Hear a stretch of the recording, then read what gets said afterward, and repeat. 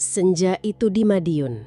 Hujan telah reda, namun udara dingin yang menggigit merayap masuk ke setiap celah, seolah membawa pesan dari kegelapan.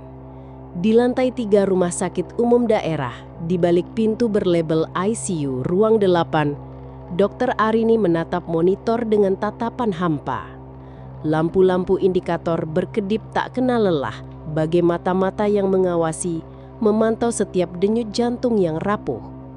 Malam ini, seperti malam-malam sebelumnya, hawa di ruang 8 terasa begitu berat, seakan ruangan itu memiliki nafasnya sendiri.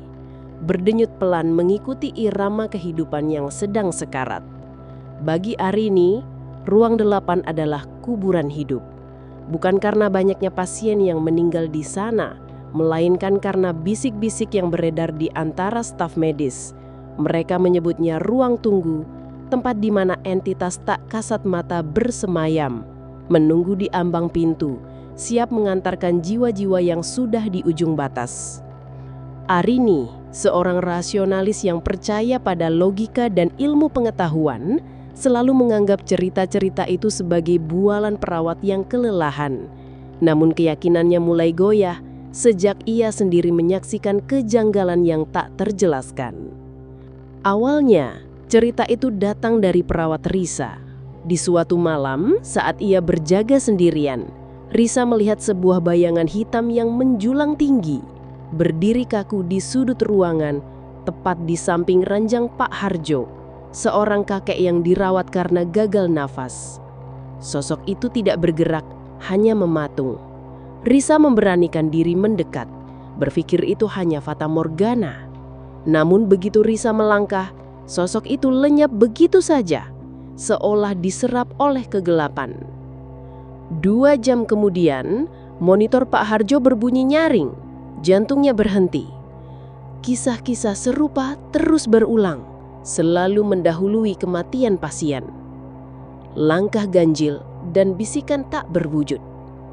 Keyakinan Arini benar-benar diuji saat Rio, seorang pemuda korban kecelakaan, dirawat di ruang 8. Kondisinya stabil, tetapi Arini merasakan aura aneh. Saat ia duduk di ruang perawat, memerhatikan grafik denyut jantung Rio, tiba-tiba ia mendengar suara langkah kaki yang ganjil, diseret perlahan, seolah langkah orang pincang. Suara itu berasal dari dalam ruang 8. Anehnya, langkah itu berpasangan. Satu langkah terdengar berat, satu lagi terasa ringan, seolah ada yang menarik kaki yang lain. Arini tertegun, sebab ia tahu Rio tidak mungkin bisa bergerak. Ia mengintip melalui jendela kecil di pintu, tidak ada siapapun. Ia kembali ke mejanya, mencoba fokus. Namun, suara itu kembali lagi. Kali ini diikuti dengan bisikan tak berbentuk, seperti desisan angin yang membisikkan kata-kata tanpa arti. Monitor Rio mulai berbunyi.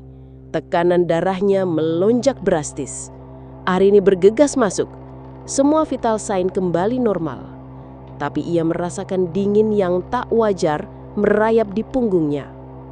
Ia mendongak. Di sudut ruangan, bayangan hitam yang sama seperti yang Risa ceritakan kini berdiri di sana, tepat di belakang monitor, seolah sedang mengawasi.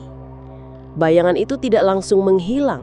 Ia perlahan mengangkat tangan, dan detik itu juga tekanan darah Rio anjlok. Alarm monitor berteriak histeris, dan Arini panik.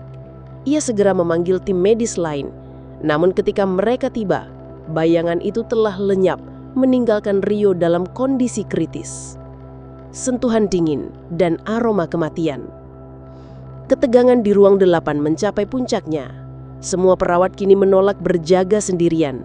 Mereka seringkali mendengar bisikan tak jelas, sentuhan dingin, atau melihat pantulan samar di monitor yang bukan pantulan diri mereka.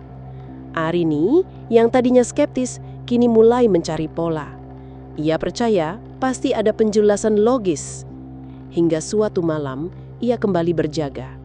Pukul 2 dini hari, Ia memasuki ruang 8 untuk memeriksa seorang pasien lansia. Saat pintu tertutup di belakangnya, aroma melati yang sangat pekat menyeruak, menusuk indera penciumannya.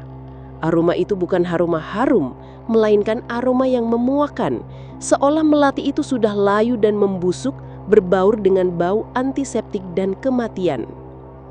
Arini merasakan bulu kuduknya meremang. Ia menoleh ke pasien.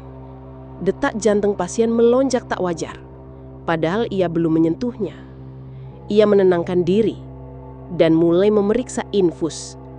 Saat tangannya bergerak, ia merasakan sesuatu yang dingin dan lembab menyentuh pergelangan tangannya. Bukan sentuhan yang menusuk, melainkan sentuhan yang lama, seperti jari-jari tak terlihat yang sedang mengelus. Seolah tering, seolah mencoba memperkenalkan diri. Arini tergemar remaja. Arini menoleh cepat. Tidak ada siapapun di sana. Ia memaksa diri menyelesaikan tugas, namun aroma melati itu semakin kuat. Tiba-tiba ia mendengar suara tertawa lirih seorang wanita, berbisik tepat di telinganya. "Kau masih mau di sini, dokter?" Arini terlonjak kaget. Ia bergegas keluar ruangan, jantungnya berdegup kencang. Ia tidak bisa lagi menolak kenyataan. Ia tidak gila, ia tidak halusinasi. Ada sesuatu yang nyata di ruang 8, sebuah entitas yang mengawasi, dan kini menguji kewarasannya. Pagi harinya ia bercerita pada perawat senior, Mbak Yanti. Mbak Yanti hanya tersenyum dingin. "Bau melati itu pertanda, Dok. Ada yang datang menjemput. Dan sentuhan itu sapaan. Mereka tahu Dokter Arini sudah bisa melihatnya." Arini terdiam, mematung. Pikirannya kosong. Ia menyadari ada hal-hal di dunia ini yang tidak bisa dijelaskan oleh ilmu pengetahuan. Ruang 8 baginya bukan lagi sekedar ruangan ICU. Itu adalah panggung perbatasan antara hidup dan mati, di mana tirai yang memisahkan kedua dunia itu terkadang terbuka, dan jiwa-jiwa yang terjebak di antaranya mencoba meraih uluran tangan yang mereka kenal. Sejak malam itu, Arini tak pernah lagi menganggap remeh. Setiap kali ia melintas di lorong ICU dan melihat lampu di ruang 8 berkedip sendirian, ia tahu ada kehadiran lain yang sedang mengawasi. Dan setiap kali ia mencium aroma melati yang memuakan, ia hanya bisa menunduk, berharap yang datang bukan untuk menjemputnya.